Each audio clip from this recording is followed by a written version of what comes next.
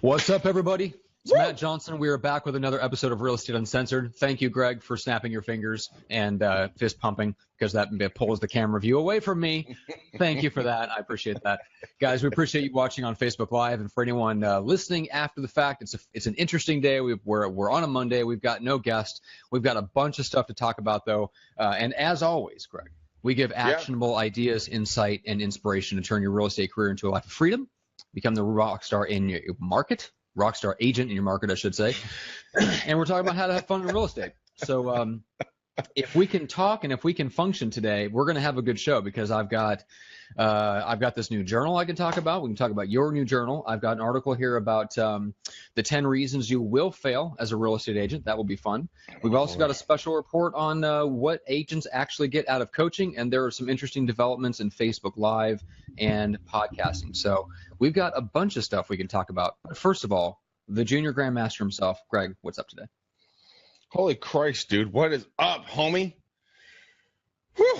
I literally woke up a few minutes ago. You know what? The reason is that yesterday was a long day of oysters, liquor, sun, and very little water. I did it all in the name of charity, Matt. All in the name of charity. I always do. So wait. Just to clarify, you were digging ditches. You were running a marathon. I mean, what exactly were you doing in the name of charity? You dick. I was purely sitting in the sun, eating fine food and drinking phenomenal wines and beers. So it wasn't a CrossFit competition. You weren't bench pressing tractor tires or something like that then. No. Anyway, all right, guys. We've got Aaron, we've got Steve, we got people, a bunch of people watching, guys. We appreciate it. Homies? Yeah, we've got a lot of stuff to get into. So let's say we get the juices flowing. There was a great comment here.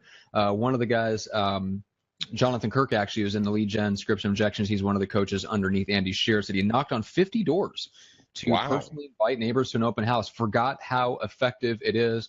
Picked up another listing 100% and 2 more potential sells and buys, and which goes right along with another gal who was just asking, what are some of the best door knocking scripts? And I think Jonathan kind of answered that question. I mean, knocking around an open house is one of the best ways you can do door knocking.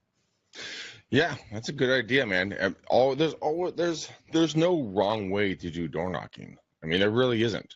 I mean, the only wrong way to do door knocking, Matt, is to just not do it. Asking about, I mean, today as this recording, there was an eclipse, right?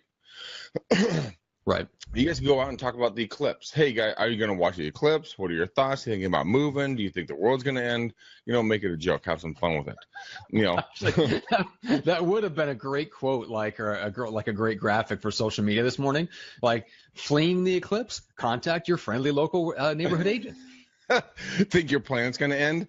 Want to sell your house at the top of the market? Right. Contact your agent. Second coming of the Mayan apocalypse? Yeah. Or of the Christ. You never know which one is which. Right. Matt's like, that's not polite, McDaniel. I'm the son of a pastor, damn it. Oh man. I think we'll give you a pastor today. You're not at your best, but that's all right. But hey, I'm always at my best, Johnson. I live at my best. I exist at my best. Damn it. You're exuding best right now. Coffee makes me my best.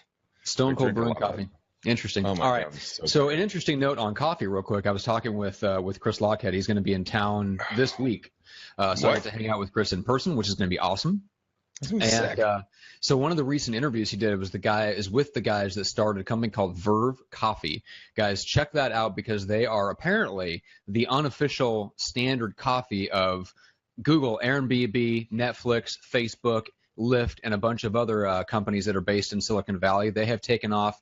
They're definitely not an overnight success. That company's been around for 10 years, but through sheer hard work and by dominating their category, they have become super, super popular, not only just in Silicon Valley in general, but within the offices of some of the most influential companies in the world, like Amazon. So you'll be hearing a lot more from them. So check out Verve Coffee when you get a chance. Glenn Twiddle's in the house. Glenn says, Matt, great vid on your books to read. If you only read 4, just order 2 of the 4 already. Awesome, guys. So I just did a video early before I hopped on with McDaniel about that. So if it's an interesting question, right? If you could only read and reread 4 books a handful of books between now and the end of the year, what 4 books would be. So I gave mine. Guys, if you have any ideas, any suggestions, suggestions on books for me, please put it in the comments. Wyatt says Black Rifle Coffee Company is my go-to. I've heard great things about Bulletproof Coffee as well, per Frank from Black Rifle. Black Rifle's badass shit, dude. Another great podcast is Drinking Bros.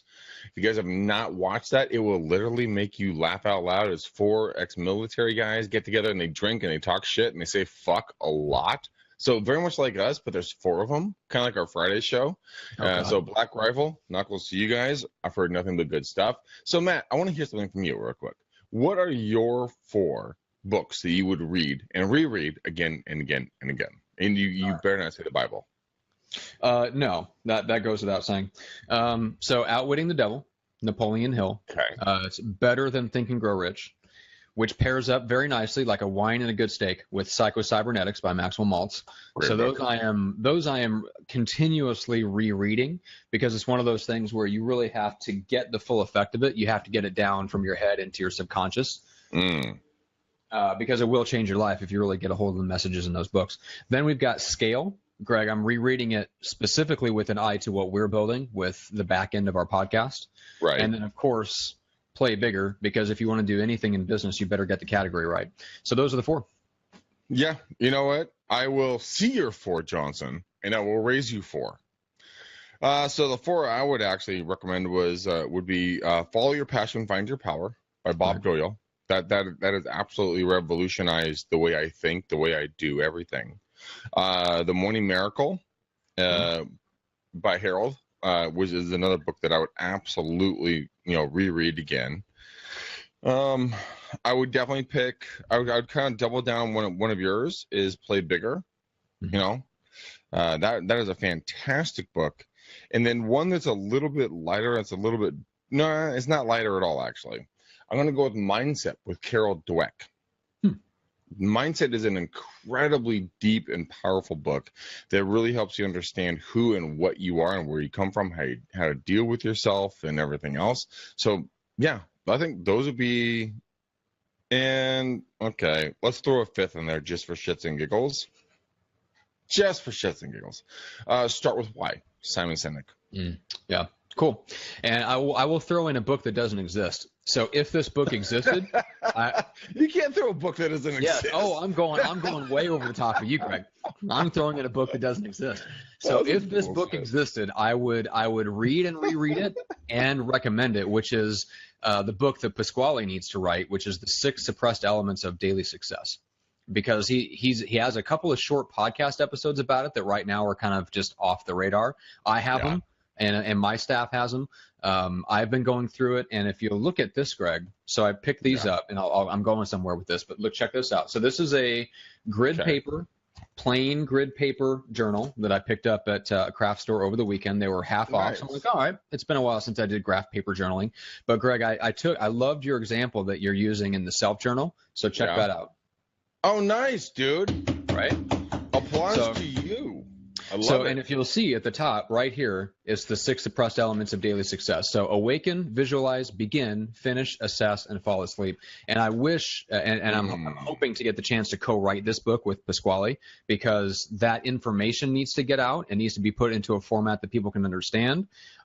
Because those, like when you pair up the knowledge that you get from Outwitting the Devil and Psycho-Cybernetics with a practical daily rhythm like that Pasquale teaches in the 6 suppressed elements of daily success, dude, if you actually do it and if I master this, I will be unstoppable. Greg, you will not be able to stop me. Johnson, I'm going to put the brakes on you like a 2-year-old gets put the brakes on them by their parents. Like a harness, like a toddler on a harness in Kmart? Like an obese parent in Disneyland and their child's on a harness. Just yank back, kid goes flying. That's me. I'm the obese parent. Okay. And you're the little toddler. Sure. No, man, I think it's really great. I love exactly where you're going with that because, I mean, when you write all this stuff and you keep yourself accountable, it is incredible what you will do. I mean, I woke up this morning, Matt, and I haven't told you this because we haven't talked yet today. I'm literally pissed at myself. Do you know why? Okay. It took 10 more steps. 10 more steps. And I could have hit 20,000 steps yesterday. Okay.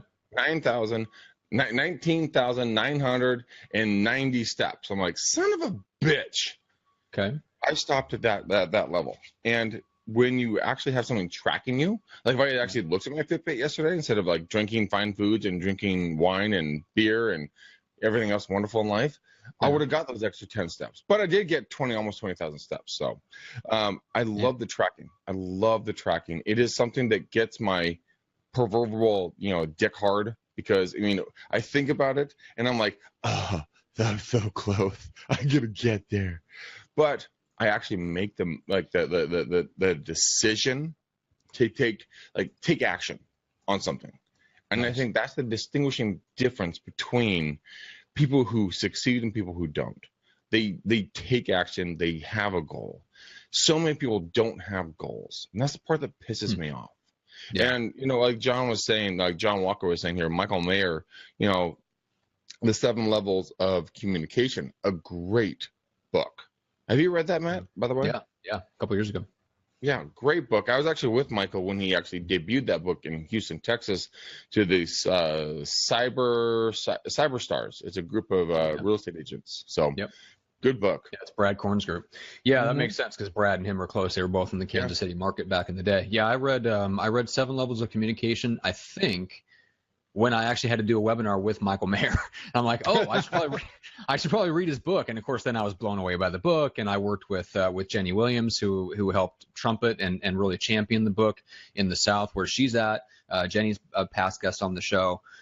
So yeah, I can't speak highly enough about that book. There's so many great books out there. It's hard to narrow them down to 5 that I would read and reread again. But those are mine. Those are yours, guys. So get those books. They are all amazing. They will all potentially change your life.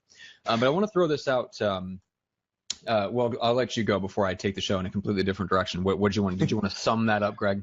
No, this just sounds weird and kinky. Go ahead. Which direction are you going to take this, Matt? Sounds so tricky. Well, we've got a couple things we can talk about. But this is interesting to me. And Debbie brought it up in the Facebook comments here. She was asking about real estate coaching. So check this out. And they did a survey. A Lender Services did a survey. This is a couple years back, I guess, when they actually compiled it. But they asked real estate agents, how much did your business increase during the first year you worked with a coach? The overwhelming answer was only 10 to 25%. Really? Mm-hmm. That's not something I would have expected at all. No, I would have figured 50 to 100%. And it actually comes down to like what the agent's going to do, because a lot of times the agents are not in the place to actually put it into action. They have to get it through their thick heads. That the coach is not there to treat them like a child. They're there to be their support staff. But a lot of times a third pair of eyes, looking into their business going, hey, look, this part of your business and this part of your business, we need to work here. And the agent's like, no. And the coach is like, come on, let's go. Let's stretch it out. Let's make it bigger. Let's make it bigger. And as soon as the agent, don't do that. That's just weird when you do that. Sounds like you're extruding Play-Doh, but okay, go ahead. I was. That's the agent's mind. You have to warm it up and stretch it and pat it. Stretch it and pat it. Keep going. I hope to God you lost your train of thought so I can start talking again. No, actually, no, I'm not. But but when you stretch an individual's mind and let them see past their current reality, that's when growth takes place. And that's when you as an agent, you as a human being, you allow yourself to be coached. I mean, I have a problem with being coached on a daily basis. I mean, I have, my girlfriend Lily, who is always pushing me and prodding me in certain directions. I have fucking you, Johnson, that is always pushing me in different directions. But when like good minds come together, amazing things take place. I mean, on Saturday, you and I sat down for hour and a half, 2 hours. We didn't really plan on having a call, dude. Oh no! Please allow me to clarify. Please can I clarify what happened on Saturday? Jump in. Okay. So by the way, we got to give a shout out to Mike Holbrook. He says if if we don't give him a shout out, like there's going to be another eclipse or something, it'll be all our fault. So anyway. All right, Mike. What's up, but dude? Here's what happened on Saturday. You and I messaged back and forth on Facebook Messenger for some unknown reason. It was something, I'm sure it was something work related. But then I'm sitting around and I get a Facebook Messenger video call from Greg. And I'm like, this is unusual. Greg doesn't usually video call me. So I pick it up and I say hello. And he's like, what? Hello? What? Well, it turns out Greg butt dialed me on Facebook Messenger. So, of course, what happens? We end up talking for an hour and a half because that's what we do. Because we just don't talk enough on this show. No, we need 20 minutes of bullshit, and then we actually get down to business. Exactly. And yes, I was in the middle of making a sandwich. I had just gotten back from the peninsula. I was kind of doing my shit, and all of a sudden, you're, hey, man, what's up? I'm like, the fuck is that? Matt? I had your whole apartment wired for sound, so I can just speak to you whenever I need to. Condo. Condo. Yes, not apartment. Yeah, it was pretty awesome. But my point is that when two great brains come together, it's magical what can happen. Matt and I, we had a kind of a coming of the minds. You know, he's going to take over parts of our business. I'm going to take over parts of the business, and we're both very comfortable with it. You know, we talked about some very personal things on each side of our lives, what's going on. It was a very good, both a business and emotional brain dump, and that's what happens. That is the magical part about coming together with someone else. Yeah, and that's why, and that's what's interesting about our relationship and why it works so well for the business is, and it's the same thing that makes it work so well is what works well in a coaching relationship, which is this: you and I hold each other accountable, not to things that we dictate, but to things that we agree and commit to. And this is what I love about being in kind of an unofficial mentorship coaching type relationship with Pasquale. And I told him when we first started talking about that kind of interaction, because we'd always talked, but the question was, do we make this something more formal? And I said, look, if it's one of those things where we get together and then you tell me what to do and I'm supposed to do it, I'm going to be your worst client ever. He said, no. This is the way it goes. He says, this is the mistake that coaches always make, is they try to dictate from the top down what the person is supposed to do, and then they expect people to actually follow up on that when they never actually committed to it in the first place. So the way that a coaching relationship should be, and I admire him very much for this, and I wish that more coaches were this way, he said that the coaching relationship should be about registering. You register your decisions with the coach, and you commit to something that you agree to commit to. The coach is there to hold you accountable, not to what the coach thinks you should do, but what you think you should be doing, with input from the coach on what's reasonable and what's not, and feedback on how to make those adjustments along the way to get you where you want to go. But the point is that he focused on, hey, you make the decision on what you're going to commit to. Let me know what that is, and I will help hold you accountable to the standard that you set and give you feedback on how you're doing in terms of meeting that standard. And I think that's where it's a much better way of doing accountability, because one of the things that this survey found out about why agents hire coaches is that they end up, one of the main values they get out of them is holding them accountable. But holding them accountable to what? Sure. Right?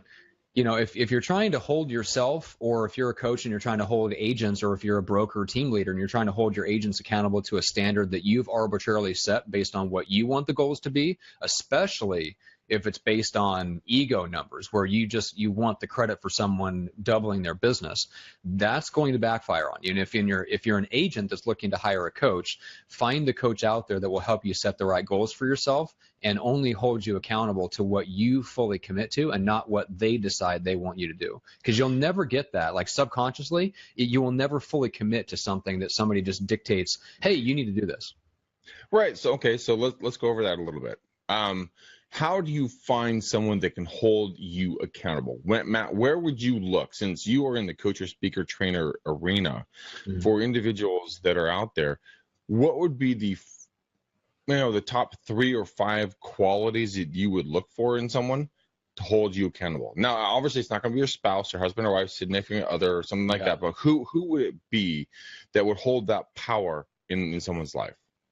Well, two things. Number one is that I think that as long as there's a level of mutual respect, you can get most of the accountability that you need out of a peer-to-peer relationship, not a coaching relationship.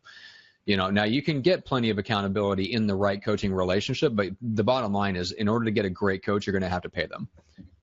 Pasquale is $4,000 a month. He's one of the highest level coaches in the recruiting industry, and he's no joke. You know what I'm saying? He's worth every single freaking penny. He's no joke. If you're going to get a great real estate coach, plan on paying $1,000 to $1,500. So if you're not there in terms of what you can put out per month, then focus on if you really need the accountability, then do what me and Greg do. Find someone that is a peer of yours that you respect, that you will allow them to call you on your shit when you don't follow through on your commitments, and have relational accountability, not with a coach, but with a peer, another agent, someone in your office, someone in another state, someone that there has to be respect, and you have to give them permission to speak into your life. Right. So whatever personal qualities, especially if they're maybe a little bit farther than you in the business, or they're on the same journey and they have the same goals that you do, so that you can hold each of you accountable. But that's what I would say in terms of accountability is either find a great coach and be willing to pay them what they're worth, or get the accountability that you need from a fellow agent, someone that you respect. Yeah, I think the big thing is that a lot of people put their trust and thought and hope and dreams and everything else. They put it into the wrong person because they find false truths in the person or people that they try to look to, because they look to people that are not truly who they are. I mean, when I say this is that a lot of new agents look up to people that are successful, or they've made it or whatever else. And when in reality, these people that they look up to are just a bunch of air blowers. They actually are not doing what they say they're supposed to be doing. I know. I won't name names, but there's been a person that runs a very large Facebook group who I talked to one of, how do I put this? I asked one of my own podcasting clients in the real estate space if they wanted to have this person as a guest on their show. And they said no, because that person is in my market, and everybody in my market would go, why in the hell are you interviewing that person? They don't do hardly any business. And this is someone that is developing a reputation and is now a host of one of the larger, let's call it, Facebook groups on real estate. So that's all I will say about that. But yes, you're absolutely right. Make sure that if you get into a coaching relationship with somebody, that number one, it's somebody that actually can help. And that's not to say that they have to have sold real estate this year, because there's all kinds of guys. We've had some great coaches, John Galtieri, Don Cunningham. There's people that haven't sold real estate themselves in a while, because the principles don't change, and they'll be amazing coaches for you. So that we're not talking about that. I mean, yes, It's great if you can find someone that is doing it right now in the trenches that has time to coach you, but a lot of those guys just flat out don't have the time. So it's not about finding someone that's in the trenches right this second, but they better have been able to actually do it and been where you want to be. Well, it's actually getting coached in different parts of your life, Matt. I have one of my good friends, he's actually one of my parents' good friends, Jeff Gorsuch. This man, you met Jeff. We had lunch with him in the Grandmaster, a year plus ago in Alamo. He's actually gotten remarried after his wife passed away 2 years ago. God bless Diane. She's a sweet woman. But he is a man that I would go to for speaking and, that kind of training and coaching. That guy speaks in front of literally tens of thousands of people in the religious realm. Like, he's a very devoted Christian, and he has done a lot in that arena. And so I would go to him for speaking stuff. I would go to my father for probably marriage and family, counseling, and business and and real estate counseling, because he's very, very good in those two realms. He is actually the only man in my entire life, and I am not kidding you, dude. Even my grandfather, Grandpa, I love you. Sorry if you're watching this, but every single human being except for my father, when it comes to marriage, they go, "You married?" I'm like, "No." They're like, "Good. Wait. Forever is a long time." And I'm like, good Lord, But my father has never said that. He always says my mother is the most beautiful, incredible, intelligent, wonderful person in his life, and he looks up to her and he always honors her. So I would go to him always for relationship advice. You have to find different counselors in your life and different consultants and coaches in your life for different aspects of your life, because one person cannot be the one go-to for you, because that person does not have the knowledge that multiple people do. What the fuck are you laughing Greg, for? you and I aren't dispensing relationship advice? I don't understand. What makes us less qualified? This is Loveline Real Estate Edition, people. Let's do this. We're taking your love questions right here on Facebook Live. And no, that 3-bedroom, 2-bath does not qualify or compare to that 4-bedroom, 3.5 bath. No, there's no comparison there. Oh God. Oh man, that 1-bedroom might have a little funky on it. Yep, might want to go see a doctor after that 1-bedroom. Mm-hmm. God, it's so nasty. Knock on wood. Man. Yeah, but you're absolutely right. You do have to have what is it? Wisdom is found in the multitude of counselors. I can't remember if that's an actual scripture or just a proverb. But you just made it up. Yeah, I just made that up. Sure, why not? But yeah, it is important to have different people in your life that speak into different areas of your life, because the best coaches are probably not always the most well-developed, well-rounded people. Yeah. I can think of a few that are probably exceptions to that rule. Your dad probably being one of them, in the sense that he has his personal life together in addition to be extremely successful in business. But yeah, that is definitely the minority. And so you have to have people that you go to for different things. We talked about that with Ahalia on our show here last week, just having different people in your life that you use as a resource for different things, and being more specific and intentional about that, rather than just having people that you just go to for generic advice for anything, because most likely they're only giving great advice on one or two things. So let's talk about that for a second, Matt. Well, let's talk about I know that you look to Frank from Viral Marketing as a mentor and as a friend. I know you look to Pasquale. I know you look to a few other guys and gals, but I mean, who would be your 5 top go-tos, and in what areas would they be go-tos for you? So the reason why I ask this is that I want people to start thinking about their own lives and their own minds. Like, okay, God, this is a great idea. I love this whole idea about coaching and being coached and how can I open up, but fuck, who do I go to? Well, yeah. Who did you go to? I don't pay anybody to coach me. Yes, Matt. God damn it, we've talked about this. Your check is fucking late again. Now, sorry, Greg. If I don't get a check from you, no more podcasts. Thanks. Oh man, so I would consider this like my kind of mastermind in the true Napoleon Hill sense, a mastermind group. So Frank from Viral, I would go to for anything that's marketing related, scaling up a company. And I do talk to him about, because we can't help it, just the interplay of like the personal side of things while trying to scale a company, right? Because he has a lot of insight into that. Then I would throw obviously Pasquale in there for both business and for personal stuff. So we talk a lot about the suppressed elements of daily success and all the psychology that goes into turning that switch on. That is what Maxwell Maltz and cybernetics called that winning feeling, right? So getting that winning feeling, or being in that flow state in life when you feel like you're switched on and you're heading towards success, right? So I talked to them. Right. That's who I would turn to for that. Hank Avink for anything related to building and scaling a coaching business. And my dad on all matters theological and doctrinal related. So we have our endless, like doctrinal debates and stuff like that. Right. And then that's about it. I mean, maybe I've had some mentors in the past that I would go to for advice on, let's say, music, but I'm not in that stage of my life right now. So those are I would say that's my go-to 4. Okay. Matt, I'm glad you asked. I mean, I would like to give my 4 as well. And, thanks for that. I would honestly say my father. Yeah, fuck you too, asshole. Matt just flipped me off.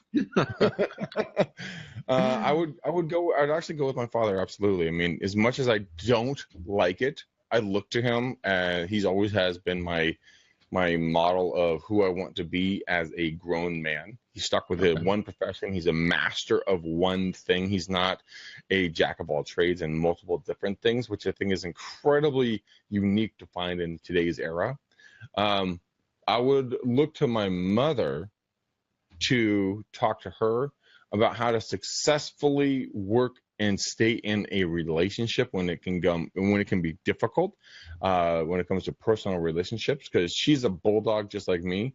She'll push through anything. I mean, she'll just put her head down and just barrel through something, but she's learned how to soften up a little bit and how to kind of, accept another person, which is something I need to learn how to do more often.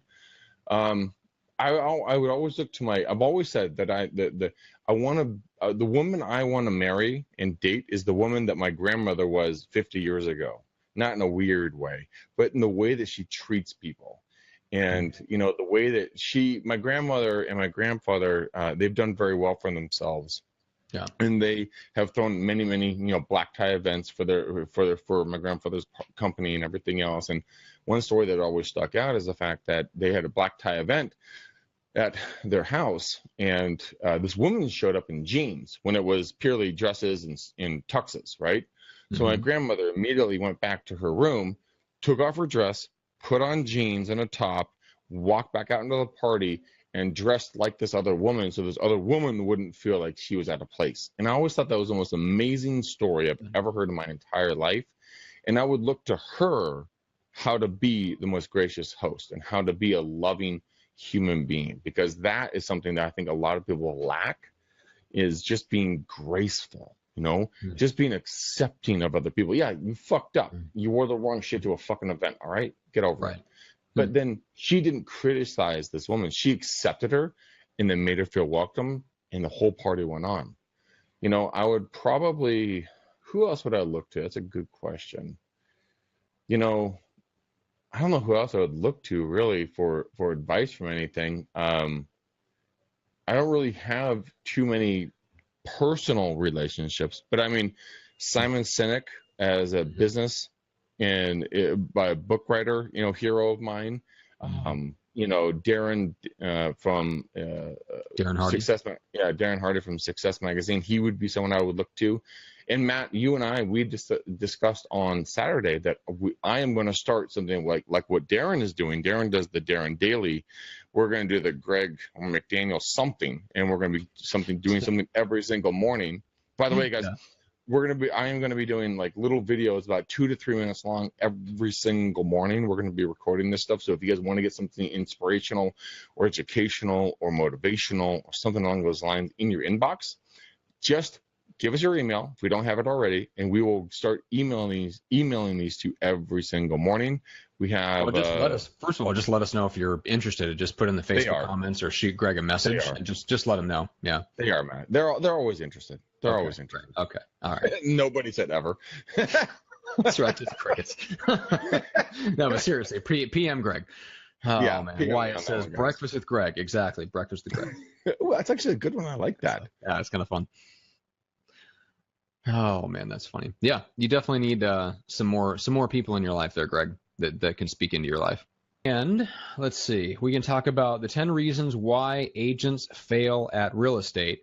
But I wanted to go quickly back to the thing we were talking about before we got cut off, which was the people that you might look to that would speak into to your life. And you said you really don't have a lot of people, that you'd pull on. So why do you think that is? I don't know, man.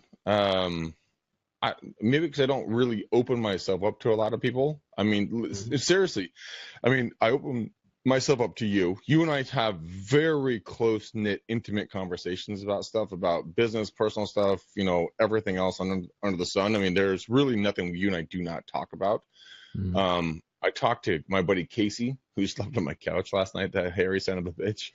God, he smells. He woke up, he's oh, good morning, Greg. I'm like, oh God, now I have to do laundry on my blanket. Poor thing got a whole new meaning to breakfast, Greg. Hello, world. All right. No, but I opened up myself to Casey. He and I have a lot of good, deep conversations. He and I almost got in a bar brawl last night. Well, that was a whole new story. I gotta tell you later. Okay. That's why I don't go out anymore, man. I'm just too old for this fucking drama bullshit. Okay. That's why I don't open myself up to people. I talked to Lily. She and I have very good, deep conversations about everything under the sun. Like Sunday when I was walking to get ready for the Oyster Fest, she and I had a very, very, very, very deep, good, thorough conversation about a subject matter, which was incredibly enlightening. I mean, we had no idea the other person felt a certain way about the subject until we talked about it. I'm like, oh my God, I'm so glad we had this conversation. So I think a lot of us, including myself, and I know you, because I know you, we all hold ourselves back from having deep conversations with other people in our lives because we're afraid of what the other person is going to say, aka rejection. That's the number one reason, Matt, why people don't ask questions, because they're afraid of rejection. And these could be buyers, this could be sellers, this could be parents, it could be parent, father, mother-in-law, this could be brothers, this could be sister. Anybody that doesn't have a deep conversation with you, they don't talk to you about stuff because they're afraid of being rejected by you in some context. And when I finally wrapped my brain around that, I'm like, because Lily and I were talking about something, and I was afraid of rejection in how she would take a comment of mine, not in a bad way, just I didn't want to be rejected, right? Well, don't tell her she's fat. Kind of knock that off. I mean, how many times have I told you not to do that in our personal one-on-one coaching sessions? Don't call chicks fat. I'm sorry, Matt. You and Julie and your three obese little wood denting babies, those little insulin sucking little bastards, and your two motherfucking cats. It's not me. It's just the kids. No. It's your kids, man. They're like little whales on legs, like little bean balls with little toothpicks. Yeah, little fuckers. Oh, okay. Go ahead. I had nowhere to go from there. Yeah, I was gonna say I knew you were gonna go so long on that tangent that you lost your train of thought. But anyway, so talking with Lily the other day. Yeah, and our conversation, the subject matter that we were on, it was like, she said to me what her thoughts were, and I told her my thoughts, and we both came to the meeting of the minds going, oh my God, why didn't you tell me this?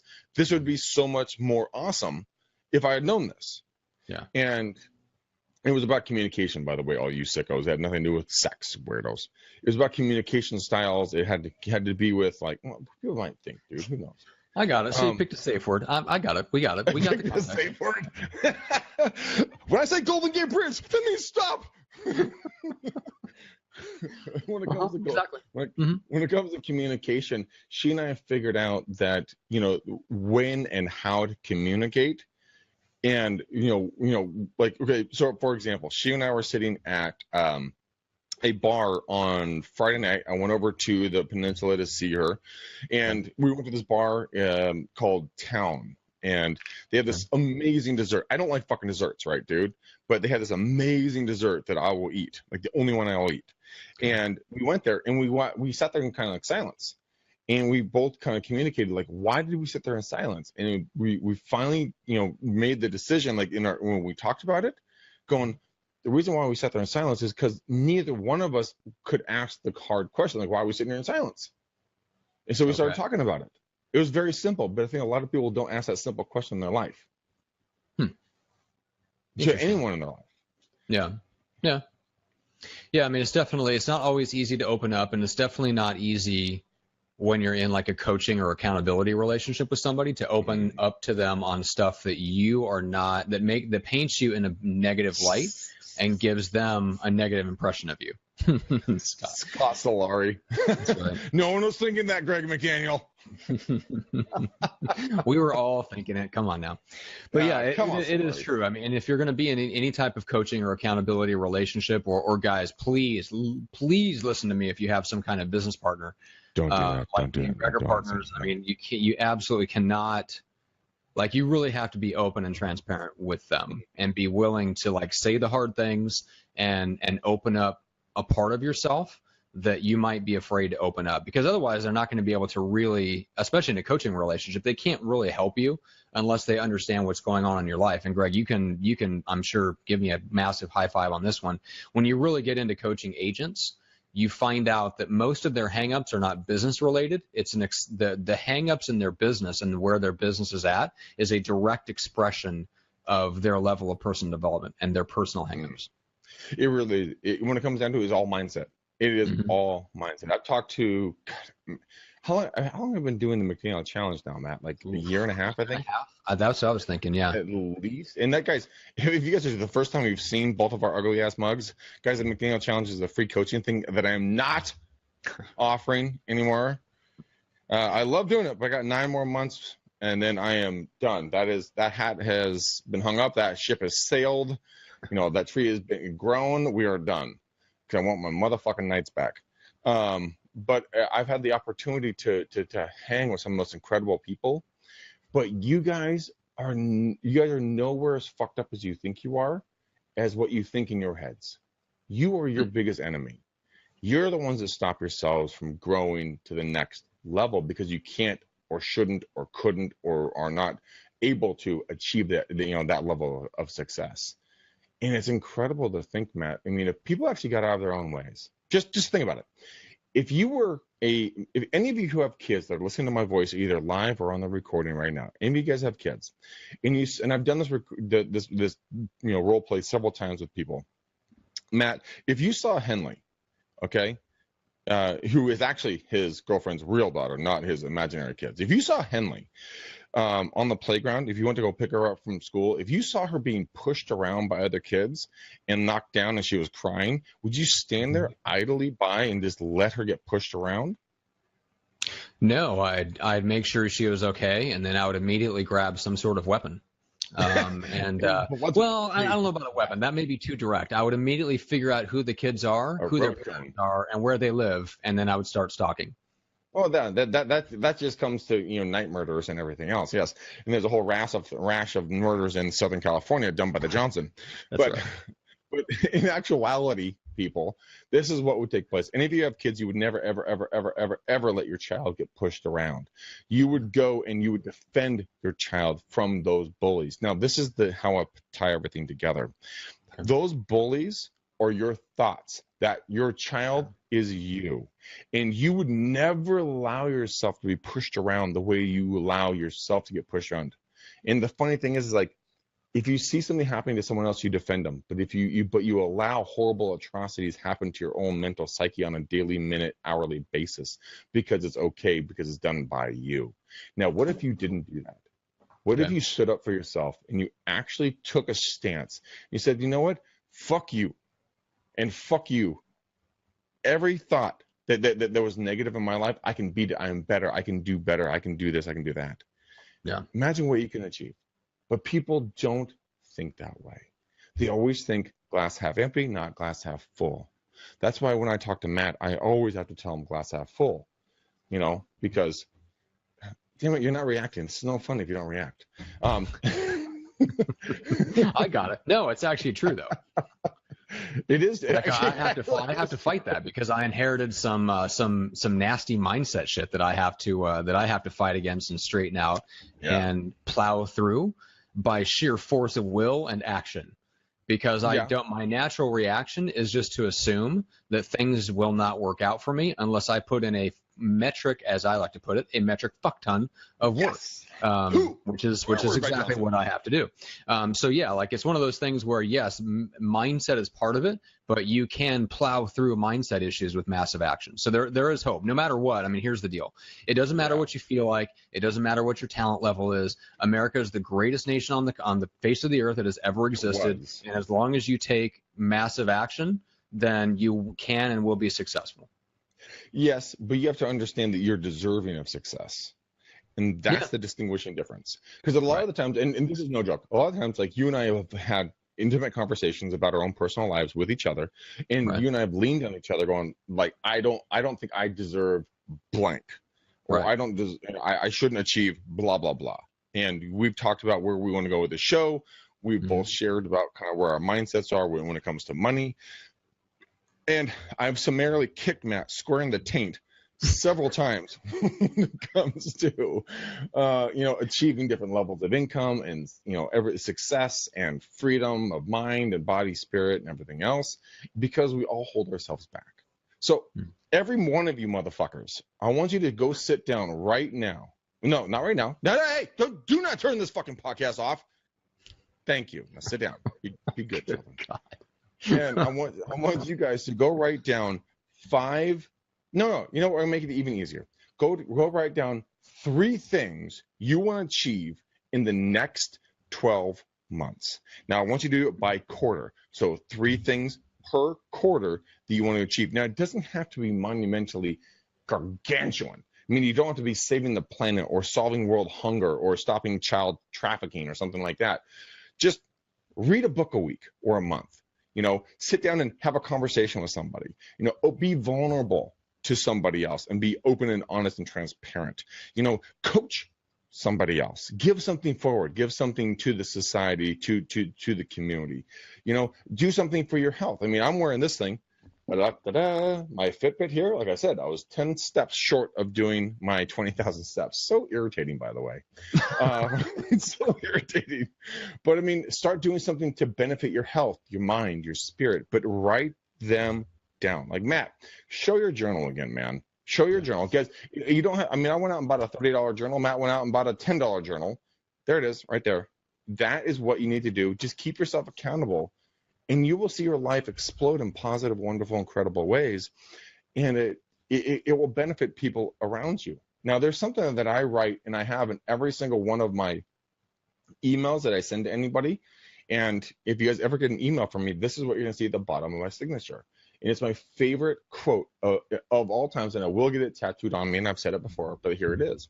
Our deepest fear is not that we are inadequate. Our deepest fear is that we are powerful beyond measure. It is our light, not our darkness, that frightens us. Us playing small does not serve the world. There is nothing enlightened about, shrinking so that other people won't feel insecure around you.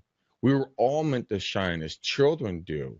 It's not just in some of us, it's in everyone. And as you let your own light shine, we unconsciously give other people permission to do the same. As we are liberated from our own fear, our presence automatically liberates others. So think about that. If you guys are not playing to your full potential today, the people around you are actually getting, they're getting a lesser version of what they could possibly be, because you're not being your full and complete potential in every aspect of your life. So right, and let me just answer a quick comment here. So Rebecca Hamilton says, right, but success is subjective, and massive action alone will bring you money, but will it bring you happiness? Well, let me speak to that real quick, because let's talk about massive action, the type of massive action that you take determines the outcome that you'll get. If you only take massive action in areas that lead directly to money and don't lead to success and fulfillment, then yes, you will achieve monetary success, assuming your actions are right, and you won't get anything else. But that's why the elements on here that I'm tracking are not just income generating metrics that I'm taking massive action towards. They're also working out, prayer, goal review, journal, working on the UX book, assessing my day.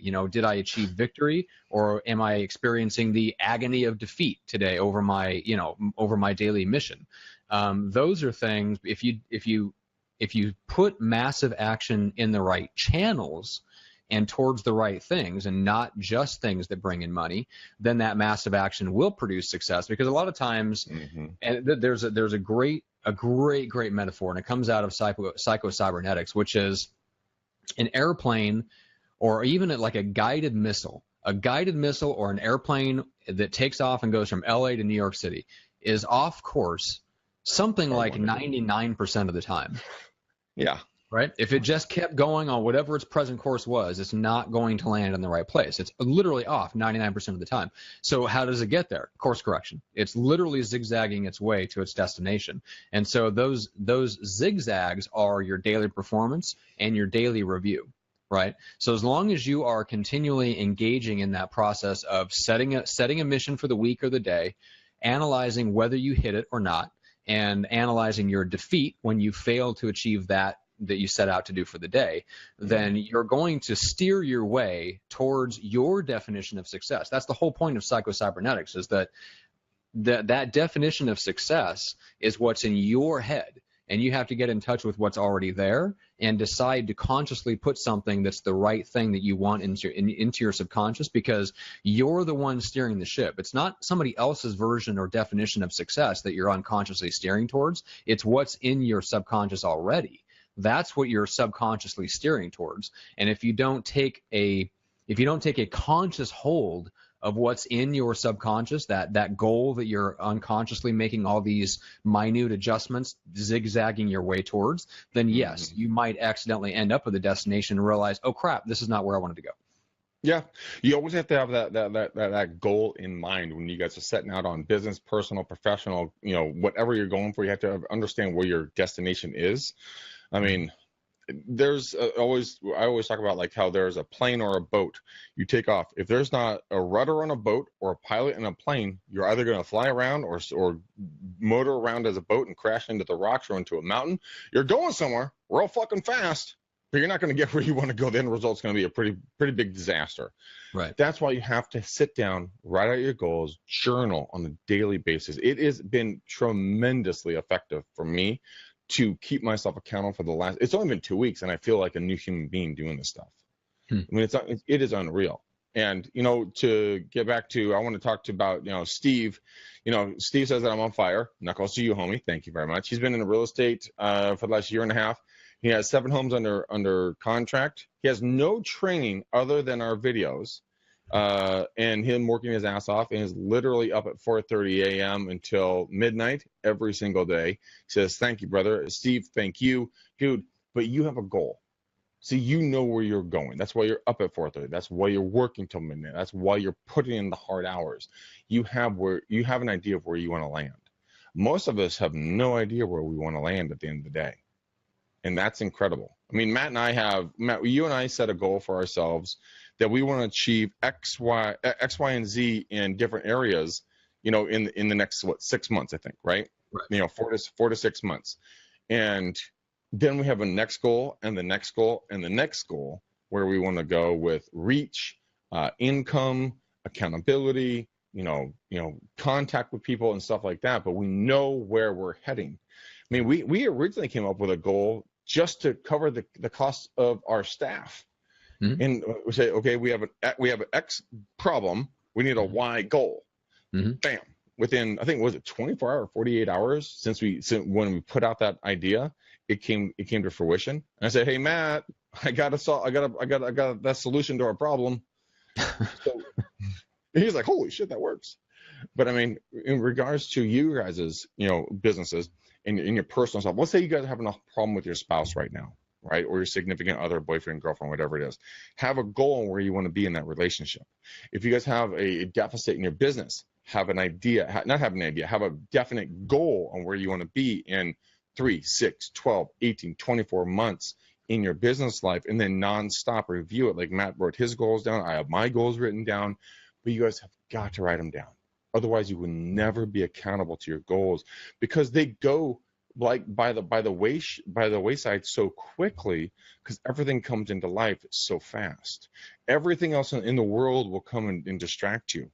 Like yesterday, I had a very great day. Then I ended up with a very unfun evening with almost getting in a bar brawl over some stupid ass shit and literally almost breaking a bottle over a dude's head. If he had touched my buddy Casey. And I'm like, okay. Fuck, this is not where I want my life to be. But that stuff, and I made a decision to stop that bar fight right in its tracks because I know where I want to go. And that me getting in a fight does not get me to my goals because I had a definite on where I want to be, not where I am. Right. A lot of people get distracted by where they are, not where they want to be. Yeah. And that's the distinguishing difference. Yeah.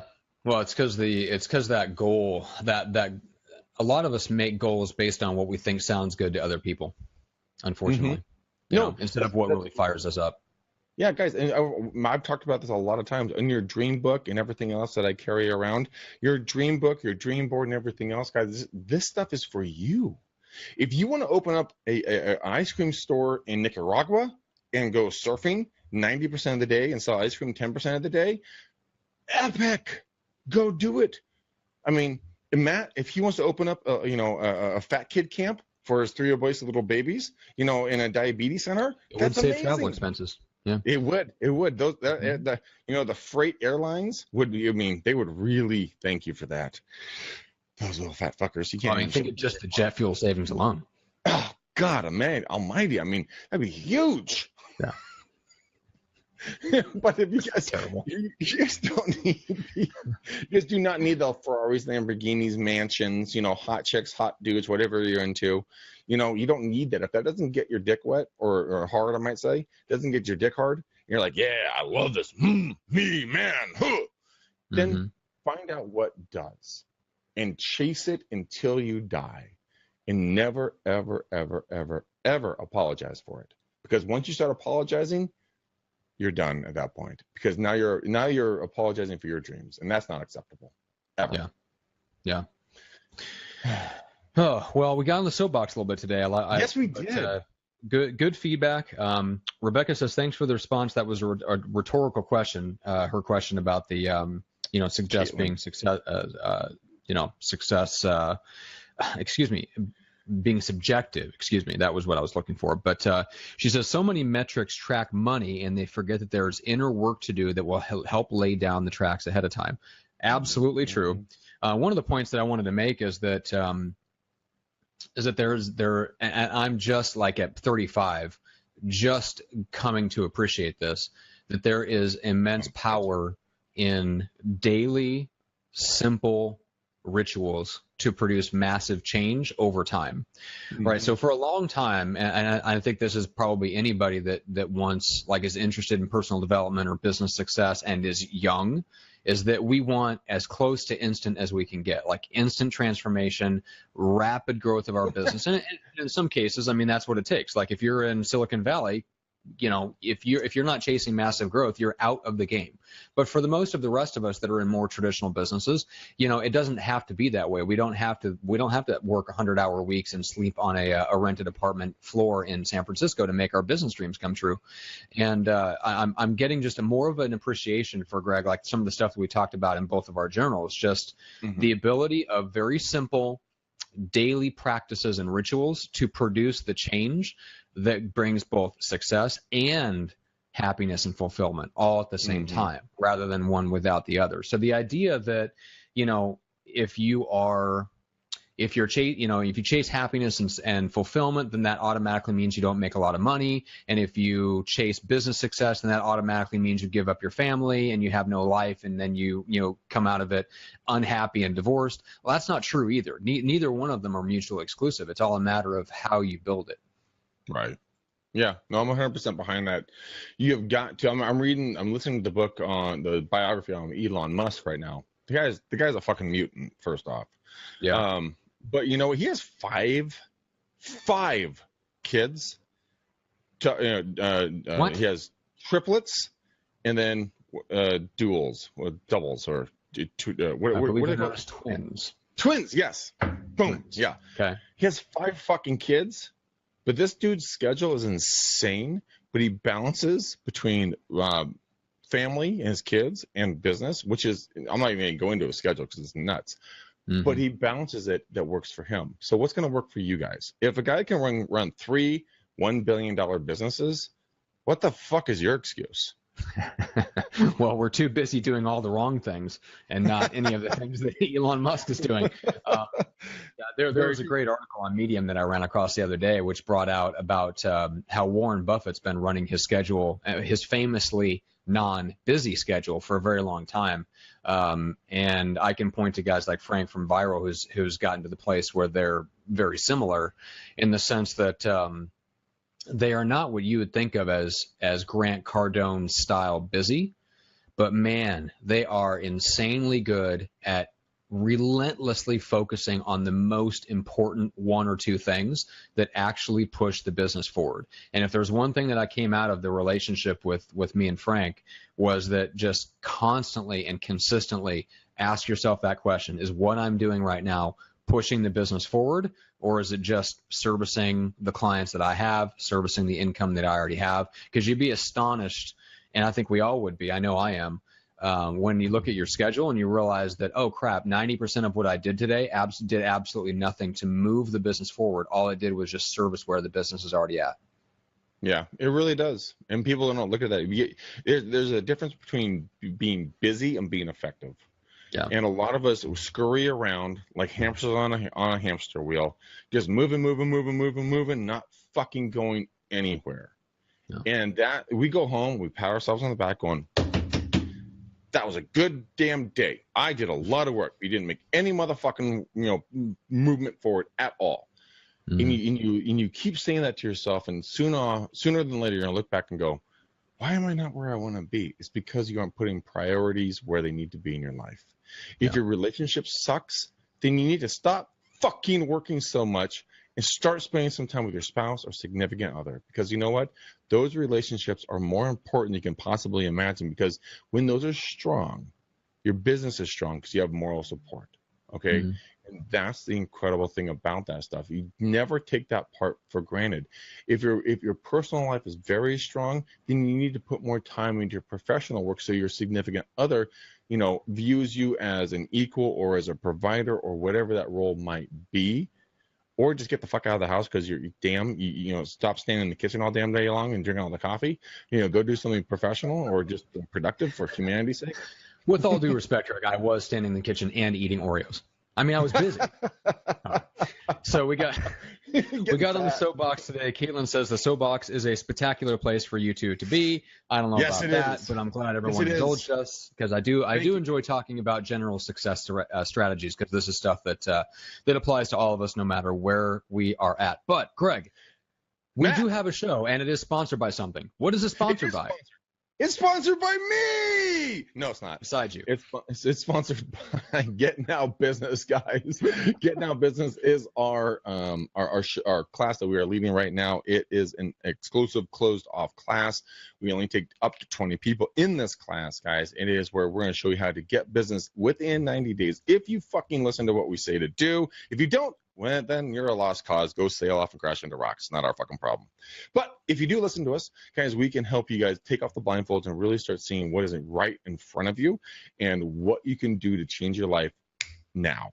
Now, there's no door knocking. There's no cold calling. And if you have a budget of $500 or less on a monthly basis, we can show you how to network. We can show you how to work on social media. We can show you scripts, techniques, mindsets, everything else that you would need to get business within 90 days to fuel and feed the life that you deserve to have, not doing the things you hate. So, guys, getnowbusiness.com is where you're going to go to get it. Go sign up now. As of this recording, September's edition of our class, which is actually filling up faster than I thought, Matt. And I'm very, very pleased and pumped about that. But if you guys want to get to be a part of this, please do. It is going to be a lot of fun. Matt put the link into the news feed here for getnowbusiness.com. And I want you guys to come and hang out with us. We're not going to put you on the spot.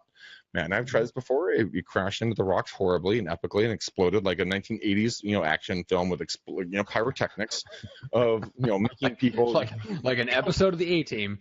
Yeah. I have Mr. T in my head right now. But we're not going to make you do scripts in public. We're not going to make you guys do things that are uncomfortable. We'll let you be a voyeur and sit in the dark, and listen to us, and practice this stuff later. But, just come hang with us. It's an hour every Tuesday at 9 a.m. Get on a video call. If you don't want to do the video call, you can get on a phone call and just hang with us. So Get Now Business is the official sponsor of our podcast. Matt, would you please bring us home, good sir? Yes. Well, make sure to follow us on Facebook. Do not friend. Make sure to follow. Also, subscribe to the show on iTunes and Stitcher. And then if you want the video versions, subscribe on YouTube. Guys, we are about to unveil our new website. So by the time that you are hearing this on the recorded version, it may be up where you can go. It's going to be a great centralized place for you to find everything that's going on in the world of Real Estate Uncensored, whether it's live classes, courses, products, and training courses that we're putting together for you guys, as well as some of the other exciting things that we have coming down the pipeline that are in the lab. They're in the lab as we speak. We're mixing things up behind the scenes. We got a lot of cool stuff going on. A lab. I like the lab idea. I know. It's good. It's good, isn't it? So, we're working on a lot of cool stuff that's going to be coming down the pipeline over the next 6 months or so. And so the website is going to be the central place where you can keep track of all that stuff. So for now, guys, go to reuncensored.com. This week, you will see the brand new website there. I think that's all we got, Greg. We ran a little long today because we had some tech issues. We appreciate you guys sticking around and transferring over to the new broadcast. If you're listening to this on the recorded version, we really appreciate it. Make sure to subscribe on the show, and thank you for sharing it. Yeah, guys, absolutely. We have a couple of people. Victor is talking about journaling. He wants to know if I like it. I love it. Lily, you beautiful, wonderful woman, you. She says she loves the show. honey, I'm glad you like the show. I'm glad you watch and listen. All of you guys that are watching us later, guys, we are always going to keep making this happen. Please share this with everyone and anyone that you know, either in real estate or not real estate. If I have offended you or made you laugh, or if you've gotten something out of this on any side, please share this. Not with hate groups. We don't like hate groups, but we do love educational, fun-loving human beings. So if you're a fun-loving, educational human being, please share this with everyone around you, because we want to make sure that other people have incredible, wonderful lives based upon our deep voices when we talk to you. Okay, Matt's shaking his head. Yeah, it's time to go. All right. We gone, peoples. Peace out, ninjas. We gone.